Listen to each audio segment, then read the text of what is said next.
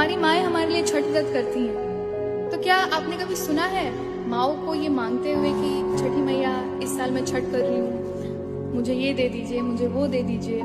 हमेशा आपने यही सुना होगा, मेरे बच्चे को ये दे दीजिए, मेरे परिवार को ये दे दीजिए, मेरे पति को ये दे दीजिए। वो लोग हंसते खिलखिलाते रहे। ऐसा निश्चल प्रेम बस माँ ही कर सकती है।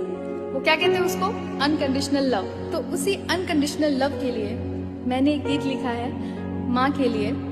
तो मेरा ये गीत मेरी माँ के लिए और दुनिया की सारी माँओं के लिए समर्पित। जय छठी मैया। आपन सुख दुख माई कबाहू ना मांगे, बनल रहे लइका हमर इहे बस जाने।